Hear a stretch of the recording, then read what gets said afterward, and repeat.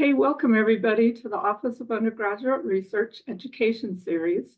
Today we have a panel on winning experiences for graduate school. Our panelists are Marco, Lorenzo, Elaine, Caleb, Okereke, and Beatriz Trejo. Today is a virtual event, so it's being recorded, so please mute yourself and turn off your camera for the best experience. And if you have any questions, please put them in the chat feature, or you can unmute yourself when you are invited by the speaker. And this is our event evaluation. There's the QR code, and I will put the link in the chat at the end of the presentation. We would love everyone to complete this, but we especially want the Europe and early exploration scholars to complete it so they can get credit for attending today's event. And the mission of the Office of Undergraduate Research is to facilitate and promote undergraduate, student, faculty, collaborative research and creative works in all disciplines throughout the University of Utah campus. And we would like to acknowledge that this land, which is named for the Ute tribe, is the traditional and ancestral homeland of the Shoshone, Paiute, Goshute, and Ute tribes. The University of Utah recognizes and respects the enduring relationship that exists between many indigenous peoples and their traditional homelands. We respect the sovereign relationship between tribes, states, and the federal government, and we affirm the University of Utah's commitment to a partnership with Native nations and urban Indian communities through research, education, and community outreach activities. And I'd like to introduce our panelists today. First, our facilitator is Dr. Tiffany Baffour. She's the Associate Dean in the Graduate School. We have Marco Elaine from Geography, Caleb Okereke from Communications, and Beatriz Trejo from Education. Hi, good afternoon, everyone. Thank you so much for coming. We're really appreciative of your time and really excited to have you here today. We have three great panelists from various disciplines that are really going to just talk to you a little bit about their experiences and what it's like to be in graduate school. And there'll be lots of opportunity for you to ask questions of our panel. So our format for today, we're going to give a little bit of time for a more formal presentation and question and answer by our panelists. We're going to feature questions where we'll introduce a little bit about their background. They'll talk about their transition from research as undergraduate researchers to graduate researchers, and really just talk about their passion for their subject matter and some of the great things that they've been able to pursue in graduate studies. So we're going to start today just learning a little bit about their journeys. And why don't we start with you, Marco, and tell us a little bit about your journey to doing research and what got you excited about becoming a researcher. Yeah, well, thank you so much. My journey started, everybody can hear me okay, right? Excellent. Okay. My journey started really with my undergrad. So my undergrad is in geography. My master's is in earth science, but I was in a very research focused department. So there was a lot of emphasis put on which students were presenting at conferences, which students were applying for grants to go. I remember we had like this one conference. I don't remember the name of it, but I do remember it was in Las Vegas, and everyone was very excited. That happened early in my undergraduate time, and it was just communicated to us that the department wanted undergraduates to help graduates, but also the faculty with their research. And there were these awards that were handed out. There were these grants for traveling. It was just something that was a focus within my department. And that's what kind of got the ball rolling for me. Okay, thank you so much. Beatriz, could you tell us a little bit about your journey to doing research and what you did your research on? That would be really great. Thank you. Yeah, thank you. So my research experience really didn't start till my master's degree. So as an undergraduate student, I'm a first generation student, child of immigrants, and I did my undergraduate early 2009. So that's giving a little bit away my age. But back in that time, I was really just, what was drilled in my head is like, go to school, get your bachelor's degree. And that's exactly what I did. I didn't know that there was opportunities for research. I didn't know like that was something that I myself could do. So I ended up getting my bachelor's degree in child development, and I started off as a kindergarten teacher. And that's when I started noticing with professional development, where I was like, this is what they're telling me to do, but this is not what I'm seeing in my classroom. And so, it took like 2 or 3 years teaching. And then I was like, it's still, and I would bring this up a lot to administration. I'm like, I see a lot of discrepancies between what I'm told to do in my classroom and what my students are telling me, as well as their families. So I went and got my master's degree at the University of Utah in education. And that just pushed it even further. Because I was like, yeah, like I still feel like I'm not answering these questions. And that was when my advisor, Doctora Leticia Gutierrez Alvarez, was like, oh, just come do your PhD then. And so it really was just like that, and without really knowing like how much work that entailed, and I'll talk more about that further, but it started with that. And she, what she constantly would tell me, she's like, a lot more than you think. And these experiences and these whys that you're continuously asking, she's like, they're not just coming out of nowhere.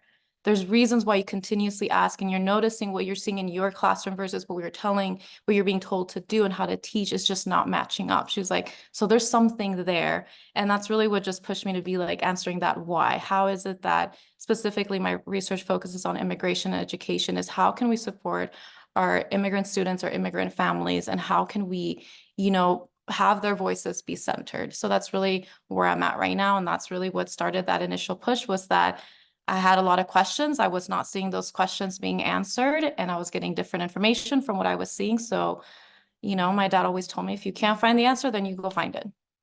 You're the one that should probably be answering that question. Thanks so much. And Caleb, could you tell us a little bit about your journey to doing research and how you ended up here at the U? Thank you so much. So I think I had a very interesting journey. So my bachelor's is in journalism and communication studies. And while in my bachelor's program, my undergraduate mentor was very heavy. I studied in Cavendish University in Uganda. So, I'm from Nigeria, but he was very kind of keen on me getting to do industry work as much as I was kind of doing practice work or sort of theoretical work in the classroom. And so he wanted us to, freelance, write stories, go into the field, report, do all of these fun things, right?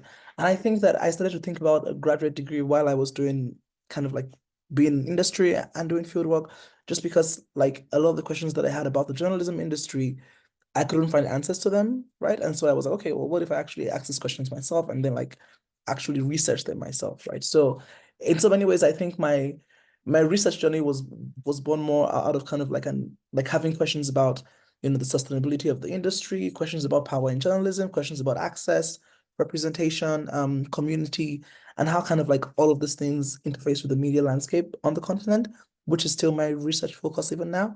And then I started to look for master's programs.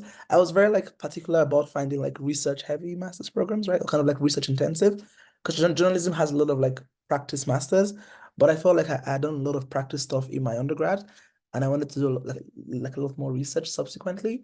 And the U was, it's a top 10 communication program in the US. It was great. And I think it's been a great experience, just sort of being able to ask the questions that I had about industry and be able to answer them. Okay, thank you. So I think we have a mix, because some folks are in master's programs and some are in doctoral programs. So our next set of questions kind of focuses on the trajectory from undergraduate studies to graduate studies. Could you tell us if there were any specific undergraduate experiences that sort of impacted your trajectory to graduate research? And I know, Marco, you kind of introduced that a little bit, but could you tell us a little bit about the kinds of research and other experiences you participated in as an undergraduate student that helped you prepare for graduate research? So we'll start off with you again, Marco. Yeah, yeah, absolutely. I got an internship with the NASA Stennis Space Center as part of the DEVELOP program. DEVELOP is an acronym. Don't ask me what it stands for, but I think they just wanted it to say DEVELOP when they wrote it out. And so for the last 2 years of my undergrad, I was like, I would drive. I remember I wouldn't do this today, but I was younger then. So I was willing to drive from my like my university up to Stennis, Mississippi every weekend. And we would do research where we would use NASA's satellite technology to study local earth science and environmental topics. So we look specifically at turbidity and water quality in this watershed called the Mobile Lake Big Creek watershed. I think that's what it's called. And basically we found that people were like dumping organic materials into the water, and it was visible from space, and we could sort of see how it was affecting the water quality. I also interned with the NASA Ames Research Center as a result of doing that. So that was out in like the Mountain View, the Bay area, the big technology hub out there. And there we looked at wildfire risks, because there are all these they have wildfire season out west. So I looked directly at that and the connection between mountain pine beetles and wildfire. And I got to work not just shoulder to shoulder with these scientists, but I got to work with other students. They eventually made me like lead intern. So I had my own little intern team, and we did our own research projects. We presented at the American Geophysical Union. We published at least 2 papers, I think. But I would just say, apply to, if an internship sounds interesting to you, even if you don't think you're necessarily qualified. Like I didn't think I was qualified to work for NASA, intern for NASA in the beginning at all, but apply, and it can really open a lot of doors for you. I think that's kind of what, like, there's a line between my research there and then where I am now at the University of Utah that I think is a pretty clear through line, getting that start early on. So yeah, even if you see an interesting opportunity, apply for it. Throw your hat in. Thank you. Great advice. And Beatriz, I know you mentioned that you gained sort of most of your research experience at the master's level before going into a PhD, but could you tell us a little bit about any undergraduate experiences that you had that sort of sparked an interest in you attending graduate school or becoming more interested in research? Yeah, so when I think it was my graduating year, my senior year of college, I was also looking for an internship because I know how to go into teaching to get my teaching credential. And so at that time, I talked to one of the advisors within my department, child development, and he was like, "Oh, go like work at the school. Like, just I know the principal. Like, I'll get you in touch." And I was like, "Well, what am I gonna do?" And at that time, it was just helping out with parent forums. So I was like, "Well, what does this even entail?" And it was asking a lot of parents questions. And at that time, I didn't know exactly what it was that I was doing because I was just going through the forums. We were trying to figure out how we can get more parent engagement. And because it was a bilingual charter school, so they're trying to figure out like, what path should we take? We have this demographic of parents. This is the need. How do we get more information? So at that time, I really was just looking through paperwork, trying to sort out like, oh, this is what folks are saying. This is what parents are trying to say, or this is what their needs are. And so that's when I kind of started thinking like, oh, this is something we could do. And again, I was, a very young undergraduate. I didn't know like how a lot of this research worked, but what I wasn't realizing was that at that time when we were gathering a lot of these interview forms or these like questionnaire forms, was that we're actually trying to it was data that we were trying to collect at that time to try to see like how we can do more parent engagement. And so I think that in itself, I was like, oh, okay, so there's more to it than just being in this classroom. Like I can actually do more outside of it. So I started at that time kind of explore more administrative roles.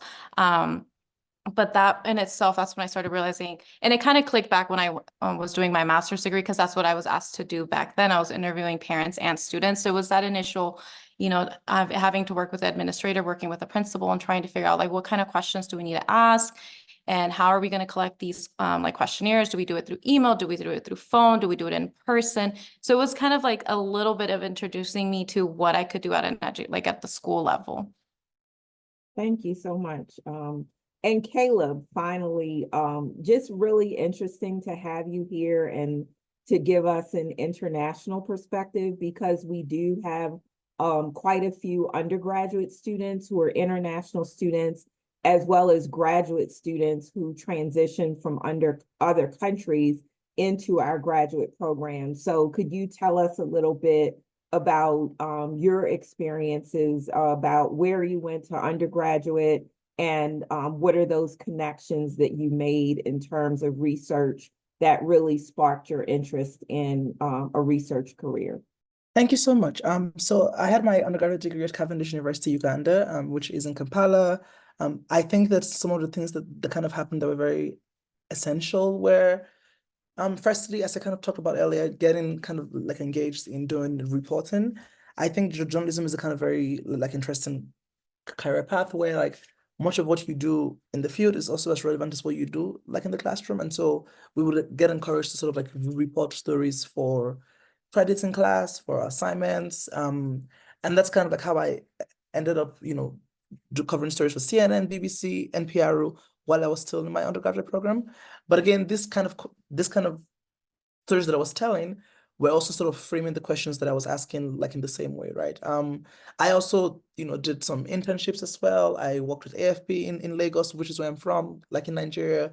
While I was there, I kind of knew like how news agencies function, which is also something that plays into my research today. And then I was a part of like a couple of fellowships in my undergraduate program. So one with the Solutions Journalism Network, one with One World Media, one with the Media Challenge Initiative. And I think all of these fellowships, which sometimes comprise like things like media hackathons, helped me think deeply about the industry much more than the stories I was telling. And so I was very concerned about like sort of like what makes journalism sustainable, how can journalists make money, how can media organizations innovate, and sort of like these sort of like broad questions that I think then led me to wanting to research them. I particularly felt like a lot of the questions that I was asking, and even to today, that's something that I still feel, there's so many questions that have been asked in the US, but haven't been asked in Africa, right? And about similar things, right? So there's many things around, media sustainability, newsroom management, even power in journalism, that I feel like haven't been studied in sort of like international and non-US contexts. And I feel very passionate about doing that and sort of like bringing those perspectives to the fore as well. Thank you. And I'm going to go back to you, Beatriz, because you mentioned the idea of mentorship, and really curious from all of you, but I know you sort of raised this a little earlier, about the role of mentorship in pursuing graduate education. And could you tell us a little bit about your experience? I know you mentioned Dr. Alvarez, who is also my friend and colleague, and just incredible person, but also I know she spends a lot of time and energy in mentoring students in the College of Education, and just is an incredible force in her work. So just curious about your thoughts around mentorship and how it's influenced your career and your trajectory. Yeah, so with Dr. Alvarez, which I actually call her Profe Leti, and so just even with that initial, thing is that I call her, I'm like Profe, and when I first met her, I had a ton of questions. I'm like, I don't know what graduate school is, I don't know how this works. When do I go? How do I get a ton of questions? But what I loved about her was that she never made me feel like that wasn't for me, or like, oh, why are you asking these questions? If anything, my first initial visit with her was just like, that's so exciting. Like, what questions do you have? What do you want to explore? Like, and so it really just made me feel like, okay, so this voice, all these questions that I have, they matter. There's a reason why I'm asking all these questions. And so with mentorship, she's been really the person that I turn to for a lot of things. We have similar backgrounds, and just having someone that I can relate to in terms of being a first generation student, child of immigrants, we speak the same, we both speak Spanish, and just being able to, I guess for me is just that whenever she tells me like, oh, you should do this, I genuinely feel that there's that authentic care, that she does care about me and my success. And because a lot of it, she'll just ask me first starting off like, oh, how are you doing? And if I tell her like, I had to, because even though I'm already married, I have a partner, like, I had to help my parents with A, B, C, or D. She understands that part, that's a cultural thing. And it's not like, oh, like you should not be doing those things. Like, oh, okay, that's like, how are your families doing? Once I bring those things up. And so it's that cultural component, but also just that authentic care. I'm trying to figure out like how to, you know, put that into words, but really it's just knowing that someone does care and your answers are valid, and also my questions as well and my doubts, because there are many times where I do doubt myself. I doubt my own writing at times, and I doubt like, does anyone actually want to listen to what I have to say, which is a constant thing that we always discuss. And a lot of the time she'll just, you know, straight up tell me like, okay, tell me what you think. Don't look at the readings. Don't look at this. Just tell me what you think. And then I just start letting that out. She's like, exactly, that's what you need to write. Exactly what you just said. She's like, your experience has value. And again, she, you know, reiterates, I'm saying this because I met her, we just had a meeting like 5 days ago where we had to go through this again. Like, you know, your voice matters. Those experiences you bring with you matter. When you are thinking back to your K-12 education or higher ed education, all those questions like, why did I not feel like I belonged in this institution? Why did I not, you know, seek opportunities as an undergraduate to do research? Or why did I not know that those were opportunities? So all these constant questions, she's like, there's a reason behind that. So let's explore those things. So for me, that mentorship, it manifests in that authentic care. It's not just about me as a student, but also as a person. That as, you know, as a first gen Latinx woman, like all of these things, all these cultural components come with me to higher ed, and they don't just stay at home. Like they come with me and they inform what I do. And having someone reinforce that and validate that has been, you know, really what keeps me a lot of the times going, knowing that, you know, the experiences that I'm talking about or what I'm reading about, it's not just about me, it's also about other fellow students, about my family as well. So I think it's just that authentic care. And again, I'm trying to find like, how do I frame this? But really it's just knowing that someone really cares about you and sees that potential and reminds you again, like you do have this, you do know what you're doing. Let's just try to figure out another way, another path of like, you know, making this work. But she always reinforces and reaffirms to me like, you know, what you're saying has valid to it. Let's just do this work. So Marco, we know you've interned at NASA, like that seems like the pendulum of of professional sort of achievement. So could you tell us a little bit about the role of mentorship and mentors kind of like helping you not only get there, but maybe encouraging you, like thinking about Beatrice, like to believe that this was even something that you could achieve? Yeah, I think, well, I can speak a little bit about having a mentor in a graduate program, picking your mentor. I mean, that is maybe the most consequential decision, as like all of you incoming students, that you will make, really, is who is going to be your primary mentor. This is not my first go around in a PhD program. I tried earlier with a different mentor, I'm not going to name any names, I promise, but same program, same everything, but the mentor was different, and I just we couldn't find a way to proceed together. And now, different mentor, and a few years later, and I'm defending my dissertation in 2 weeks. And it was the only thing, that same department, same school, same program, just different mentor. And a lot of it is how your research interests align, but also how I think your worldviews align, why it is you're doing what you're doing. Your mentor does not need to be just like you, but I think your mentor should understand your worldview and understand you on a really on a personal level. You know, me and my mentor don't chat a lot about our personal lives, but we do talk a bit just about things outside of work, and having that connection is important. Also, something I want to make sure that everybody is aware of is, when you're in grad school, you'll get the chance to be the mentor as well. I mean, it depends on, you know, if you engage with UROP, but I've had 2 groups of UROP students come through, and having a good mentor who's mentoring me helped me therefore mentor these undergraduate students, and to help them kind of like, you know, closer to peer mentoring a little bit.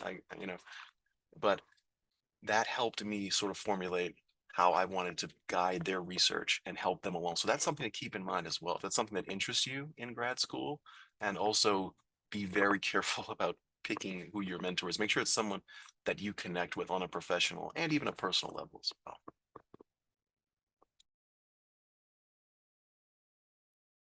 Okay, awesome.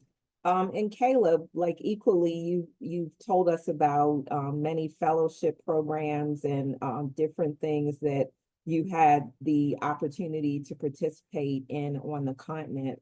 Could you tell us a little bit about mentorship and what was the role of your mentors and even helping you to gain access to some of these opportunities? Yeah, I think that I speak very like publicly about this all the time because I really appreciate mentorship, right? I think that, I always say that I would be like nothing without mentors, just because I think what they really helped me do and continue to help me do is they sort of make you cut through what would be a long and sort of like tasking process, right? Because they've been through it before, they know the ropes.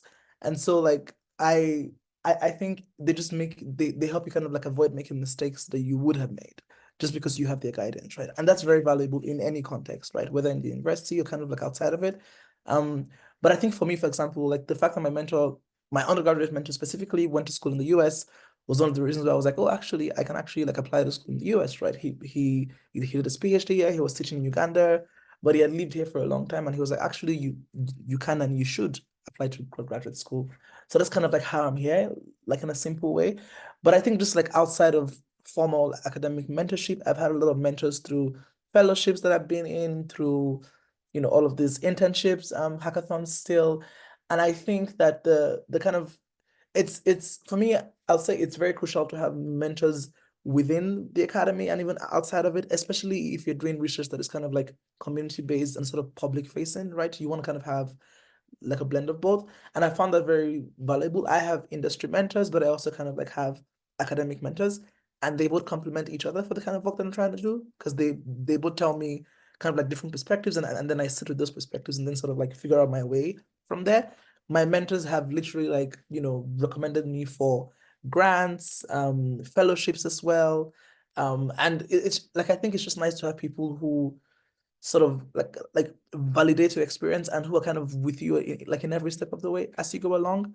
And it just helps you cut through again, like a lot of the hurdles that I would ordinarily have faced, especially given, I think, just the very different systems of education, in Uganda and America, and like how that could have been a very difficult transition, but I don't think it was as much simply because of the kind of mentorship that I had with me. Thank you. And I really like that you highlighted, how having multiple mentors and different kinds of mentors are really helpful. And I think that we're trained that you just have one mentor and that one person meets all your needs. But I don't think that that's a really sort of realistic expectation.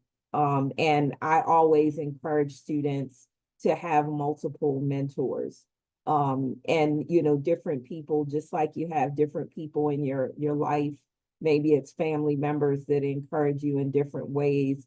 I think mentors can be helpful in encouraging in different ways as well. So thank you for that. So we're going to talk a little bit about sort of just your graduate school experience and your passion for your work.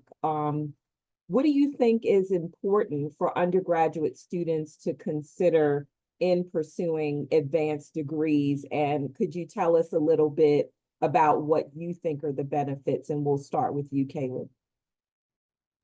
So the first question is, what do I think is important? Yes. Okay. In pursuing an advanced degree, and what are some of the benefits? I think what is important is the heart behind it, right? Just sort of knowing why you want to do it. I think it's not something that you do because everyone is doing it. I don't think everybody needs to do it. But I think knowing exactly why you want to do it is very crucial. I think also not like attaching it to like what your level of success will be, right? Is also very helpful, because then it sort of takes off the pressure of, again, being here for, or sort of doing it for like the wrong reasons. For me, I think the greatest benefit is the questions that I'm able to answer. I think that I'm a really curious mind. Like I love to learn things. I love to find out things. I'm always innovating stuff, always want to see what other people are doing. And being able to kind of frame many of the questions that I have through research and then answer questions that I feel like nobody else is answering or asking is very beneficial to me, right? And I always say like the research that I do is essential to my life, because if I don't do it, I'm not seeing it done. And so I actually have to do it so that I can actually survive. And so that for me sort of frames, sort of grounds my perspective in doing it.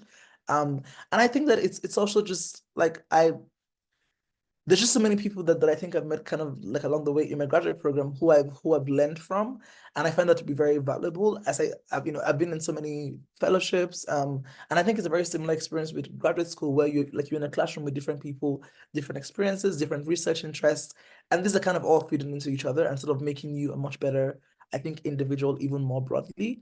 But I'd say the most fundamental consideration is why you actually want to do it. Okay, thank you. Marco.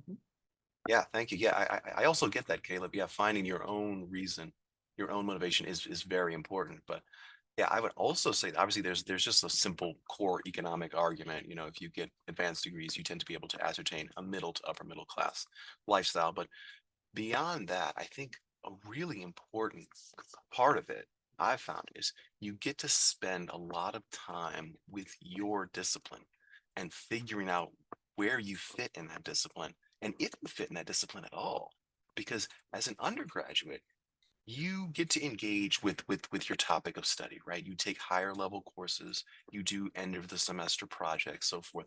But as a grad student, you are often doing research, you're meeting with your mentor, you might be going to conferences, you might be TAing, you might be teaching. You're going to engage with your topic of study in a way that will help you figure out where you belong within that topic, if you belong there, and what specialty you want to pursue. You're just going to engage with it on such a deeper level than you did with your undergrad. It could, and I think it should help map out the rest of your professional career. Okay, Beatrice. Yeah, so I'm going to echo what both of you are saying because I think it's true. I think yes, there's that economic factor, but I think also and I try to tell myself this as I'm writing currently my dissertation proposal, try to romanticize it for myself at times. Like I really am getting to engage in something that I deeply really love all the time in different ways, not just through readings, not just through courses, but currently I am TAing for Introduction to Multicultural Education, which is for pre-service educators. So now I'm getting that experience of not just reading this literature, but also having the opportunity to be in a classroom and do what I so much was arguing as a teacher was like, hey, we're not really learning here what I feel like, we need to. How do we, provide more support for our educators. So now I'm getting that opportunity to be, lecturing and also seeing the other side of students and trying to figure out, I'm like, okay, so it's one thing to read it. It's a whole different thing to put it into practice, right? I can't just hide behind a lot of my literature and say like, oh, read this. But now I have students that will even at times even question me like, well, you're saying this, how do you do this? And I'm like, that's a great question. I'd never thought about it. So I think, it really provides that opportunity to engage, as you folks were saying, like in a different way with your material and seeing like, what route do I want to take? I started off within student affairs and then I'm TAing now. So it's different ways of like the same concept. I've stayed within, immigration education, but in different ways. And so I think that has provided that opportunity to refine what it is that I want to do with this in the future, whether it's pursuing student affairs or pursuing that tenure track professor. And also just getting to, I guess I would say like dive deeper into this concept and being able to ask more questions that furthers even more that research. So I would say, yeah, it's at a deeper level that even I feel like I wasn't really prepared for, but it was very enjoyable at the same time because it was starting off as an undergrad. It was introducing it to me to this concept. My master's degrees was a little bit more knowledge in it. And now as a doctoral student, not only am I gaining more research, more perspective, but now I'm also being asked my input. And so that's been something that's really been so interesting, especially as a first gen where I'm like, wait, folks are now asking me what I think of this. Or we have pre-service educators that are like, you have this experience, like, how would you go about the situation that I'm currently having? And so it's been very interesting for me to have that perspective change. Then now I'm also the person that holds this knowledge, but I'm also being asked to produce knowledge as well. And I think that's been a very powerful thing. And that's something that I think as an undergrad, I wish I would have known, like, yes, this is more schooling, but this is where you're going to get to at the end. You're getting all this knowledge and then you get to formulate that knowledge as well. Like you get to produce knowledge as well. Excellent point. So I think we're going to transition to taking some questions. We have a couple of questions from the audience, and folks in the audience, please feel free to add more questions if there are other things you'd like to ask our panel. We have one question from Shanil. How did you cope with rejection when applying to different graduate programs? Did you apply to a bunch of programs at the same time and wait to hear back from all of them? Also, what do you feel was the most important part of your personal statement? So there are several questions there. How do you cope with rejection when applying to multiple programs? Did you apply to a bunch of programs at the same time and wait to hear back from them all? And then the final question from Chanel was, what do you feel is most important about the personal statement?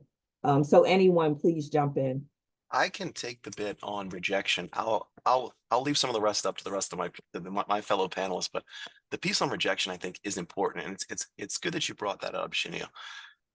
I think, and this is what I've told other undergrads that I worked with at Europe, you should really do your best, do the best that you can, apply, learn about the program, put forward your best application, and then you let it go.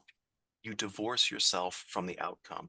You still hope that you get in, you still want to get in, still pick the schools you want, make your ranked list. You know, I would recommend visiting the programs that you're very serious about. I did that, meeting with people, take it seriously. But once you know that you've done your due diligence and you've done the best you can, divorce yourself from that outcome.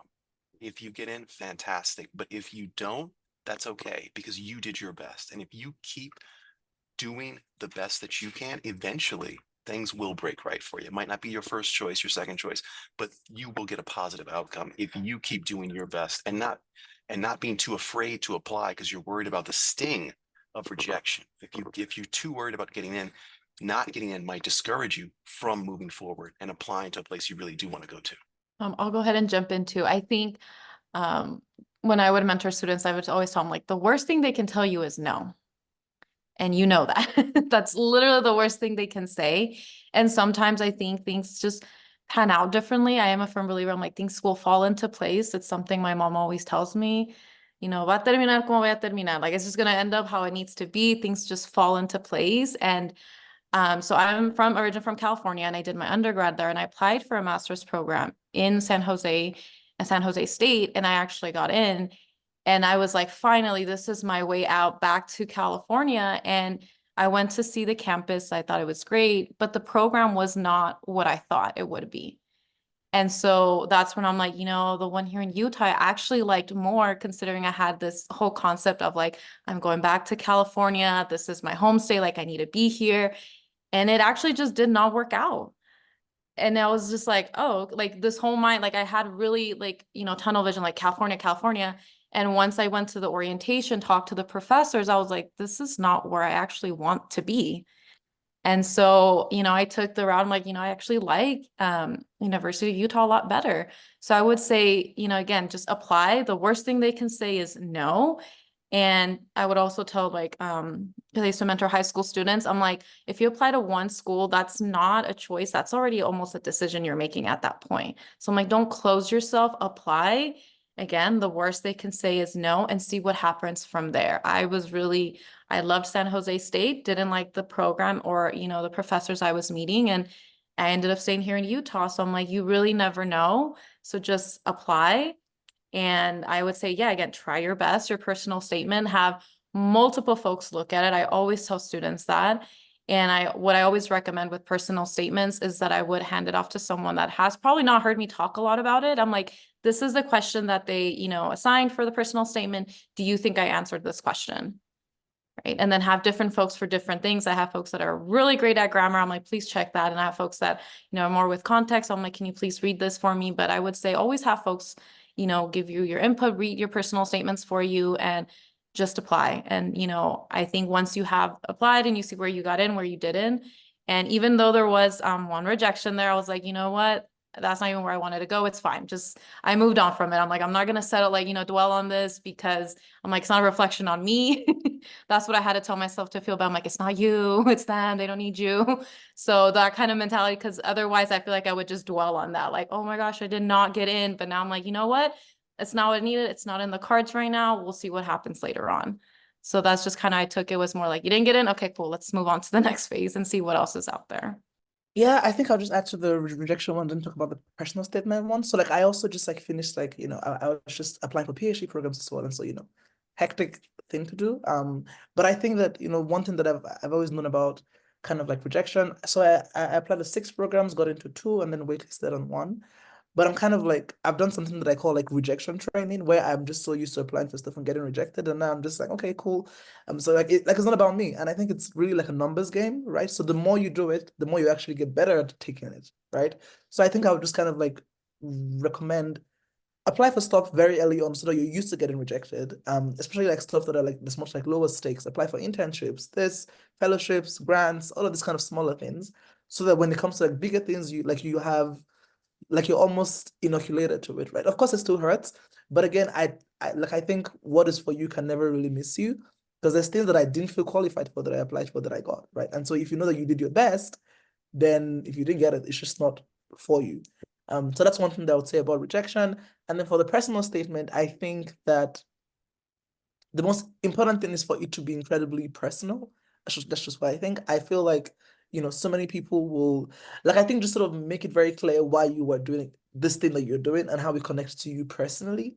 I've done, for my master's, it was a lot easier. Like I got into all 5 programs that I applied to, but with a PhD, I think what I really struggled with the most was kind of like connecting, industry, graduate program very clearly in a way that made sense.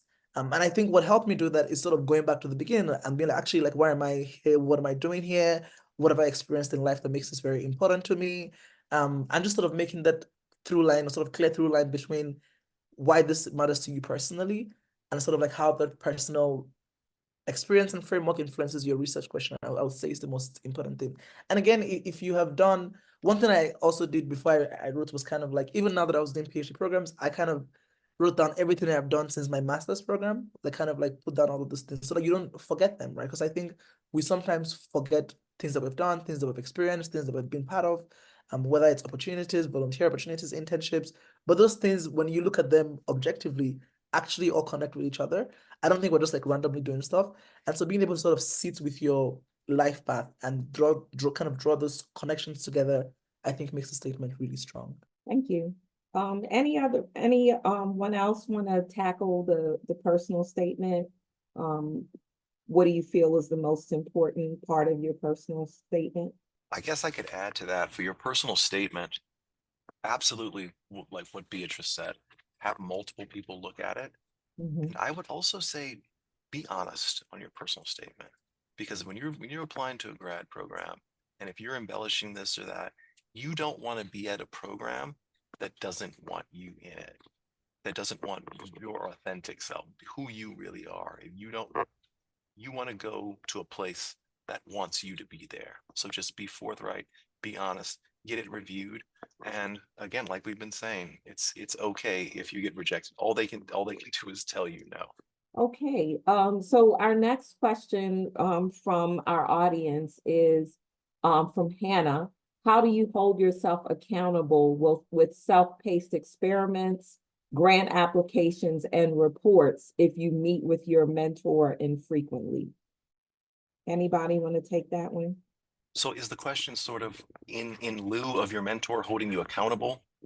How do I you? think so. Okay. How do you hold yourself accountable to complete these things if the mentor is maybe not as, organized or as present? I Not think as is active. I what see. Yeah. the Yeah, no, I question is understand. getting at. Yeah, I would. So the short answer is goals, monthly goals, weekly goals, but really, I think more prescient than that, daily goals. If you're a grad student, you're going to have a lot of time, that is sort of left up to you. You very well may have sort of a regular job. Like, as you can see, I am in my office, that I have sort of a regular more of a regular job for my position here, but I still have goals every day in terms of what I want to get done on my dissertation, what I want to get done on my, Martian geology project we're working on right now. What goals do I want to reach? What thresholds do I want to hit? And you have to hold yourself accountable. Like at the end of the night, I know that if I didn't at least make a good effort to accomplish what I wanted to, I won't feel as satisfied when I go to bed at night. So you want to hold yourself accountable, but you need those goals. Without that, it's just sort of like, well, I need to do all these things, but really determine what's your main priority and go after that. And if you accomplish that, you can feel satisfied at the end of the day. All right. So I guess for me, something I'm struggling with right now, because I only have one course and it's just dissertation writing. But for me, this is where community comes in. This is where I have my partner at times where I'm like, hey, I'm going to write for 4 hours here at home. And I kid you not, if I come downstairs, he's like, go back upstairs. What do you need? I'll bring it for you. Like, you need to stay there and write. He's like, I don't care. You can't come out of this space. You got to write. And having even friends like check in on me, like, oh, how's your writing going? Or I tell like my partner, like, hey, I'm going to go write today, like today after this. I'm like, hey, I'm going to go write from like 3 to 7. And he'll check my location, like, hey, I got to make sure you're at that coffee shop, make sure you're staying there.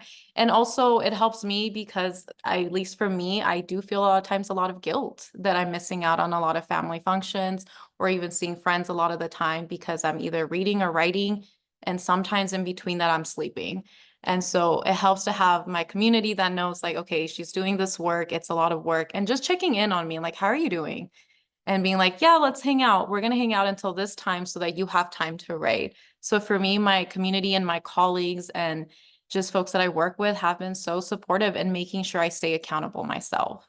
Because I am the type of person like, oh, can you help with, yeah, I'll do that. And I'll overbook myself.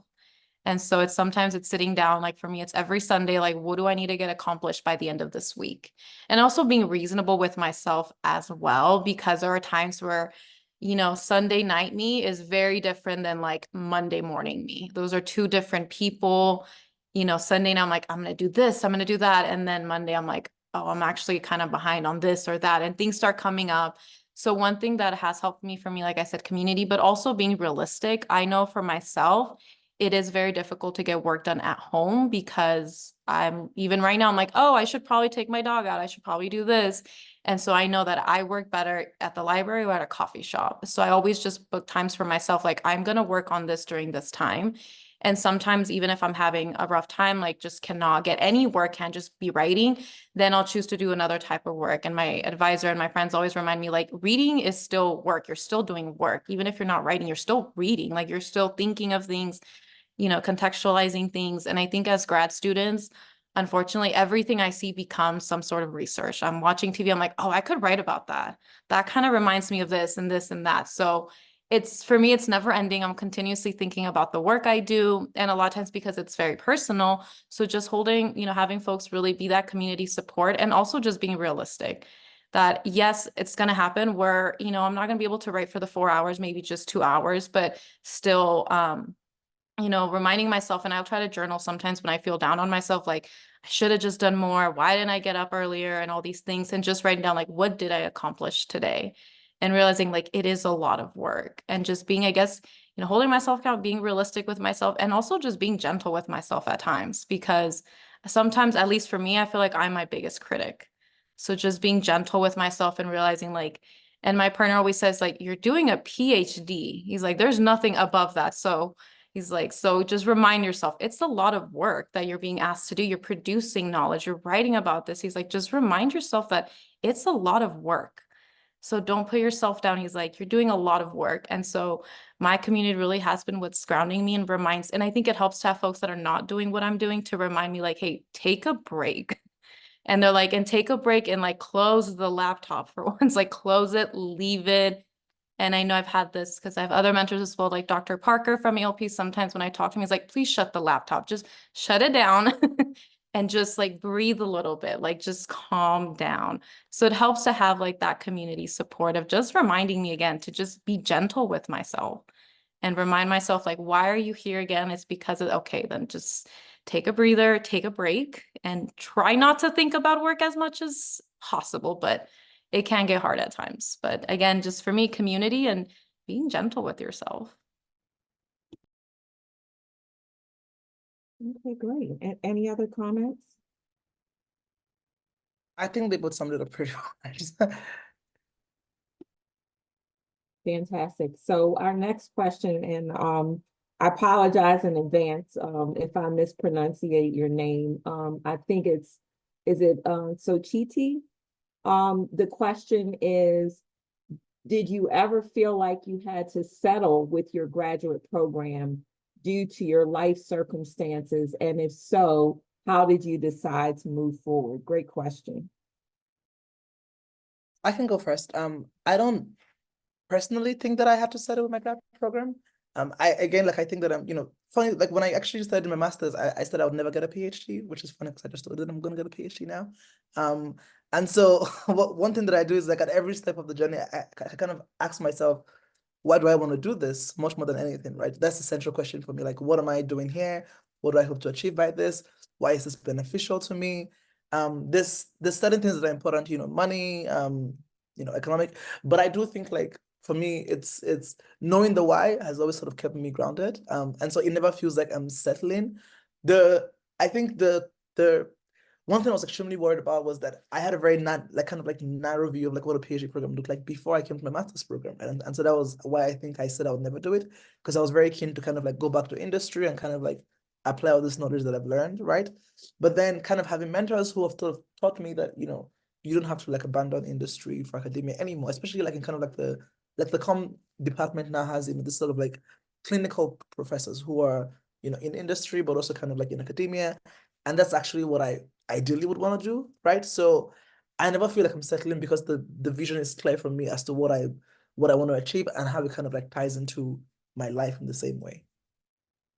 I mean, I can add, I think at times maybe I had that same concept. Like I said, I applied for my master's so I finished my undergrad, my parents moved to Utah and I came here and I was looking for anything to get out. But it just ended up working out that I really liked the space I was in. And when I finished my master's within education, culture, society, I decided to apply for the PhD. And I did get told a lot by folks like, why would you stay in the same program? Like you should expand your horizons. And I'm like, I like it. I like the professors I work with. I like the folks I've been able to meet. And so I think in some ways it kind of started feeling like, am I just settling? But for me, I feel like it works out where I need to be. It's where I need to be is exactly where I need to be. And I think things just pan out that way. And, so to me, I wouldn't really think of it as settling. I think like it just works out the way it needs to. And I've met great people, and like I said, I'm very much a California person at heart. That's my home state, but I like the professors that I work with. I like my department and I'm like, and the financial aspect was also really a big motivator to stay because I did get funding, but I think overall I'm like, I feel like I'm happy here. And I feel like, especially now that I'm in a third year PhD student, that's really what's honestly keeping me grounding a lot of the times that I'm actually really happy with the professors and the department that I'm in, that's a big reminder of like why I'm there. So I think if I would have gone somewhere else, I don't know if I would have that same feeling. So for me, it was more of like, I enjoy where I'm at and I have the support system to continue moving forward. So I am going to try and stay here. So that's how I think of it. I think we all kind of go back to the same thing. Like things just kind of fall into place. Okay, great. Thank you. And I know we only have a few minutes left. So maybe we'll just have one person respond to the last question. And then I'm going to ask each panelist to maybe just spend maybe 20 to 30 seconds giving a last tip for our participants. So our last question is from Alyssa. Did you ever consider taking a gap year between grad school and undergrad? And does a gap year make someone look bad, even if they're using the time to build themselves up and explore what they are truly interested in within their field? So maybe we'll just have one person respond quickly. I could take this one since my Sure. fellow panelists answered the last two for me. I took a gap year. I really, really liked it. My gap year was somewhat productive, in my opinion. I worked in my field. I learned a bit. I saved money because grad school is very expensive. And for me, it helped me sort of better cement my feet into the ground. But if you don't have something lined up with what you want to do for that year, I would not necessarily encourage a gap year just to kind of take a break. But the only downside to taking a gap year, in my opinion, is just be comfortable with, it doesn't make you look bad, but it does make you a little bit older than the rest of your cohort, especially if you take more than 1 year. So as long as you're comfortable with that, I don't see any problem with it at all. Just use your time wisely. That's all I wanted to add. So Marco, can we start with you and just maybe have you give our audience one final tip in thinking about or preparing for graduate school? Yeah. Yeah, every day, come up with what is your most important task for the day. We are super busy from morning, noon to night. We fill ourselves with tons of tasks, lots of distractions, electronics. What do you have to do during this day? And go after that as soon as possible with your first effort. Don't tire yourself out with smaller tasks, because you can be very busy all day. Then say, oh, I didn't touch that term paper. Oh, I didn't complete that application. What's your main task? Go after that first, and then let everything else kind of fall into place. Okay, fantastic. And Beatrice. Let's see, I think, okay, because I was gonna echo that same notion, but I think at least for me, the biggest thing that does help is I do always, and this is a quote from Why Indigenous Literature Matters, and is we can't possibly live otherwise until we first imagine otherwise. And so when I feel like I'm just stuck on what I'm doing, I don't know how to, I'm like, again, what do I want from this? It seems so out of reach right now. I'm like, well, gotta imagine it first. I'm gonna get this done, and just imagining how my day's gonna look, and just really put in that effort and that work, and prioritizing a lot of times what matters. And sometimes that's just my own mental health. If it's me taking a day off, I have to really drill that in my head that sometimes taking time off really does help with producing more work. Okay, thank you. And Caleb, our final comment. I think I would just say it's a numbers game, right? Whether it's getting into grad school, whether it's opportunities, grants, fellowships, just do all of them as possible, and eventually one of them will click. And you only just need one to click all the time. So it's a numbers game. Put it into the water and do it. Thank you so much, everyone, for these amazing insights and for spending our time, and also for our great audience for participating in the wonderful questions. I'll turn it back over to you, Shelley. Well, thank you, panelists. You guys were amazing. And I'm just sharing our vet evaluation. I also put the link in the chat. So Europe and early exploration scholars, please do not forget to complete this. You get credit for attending.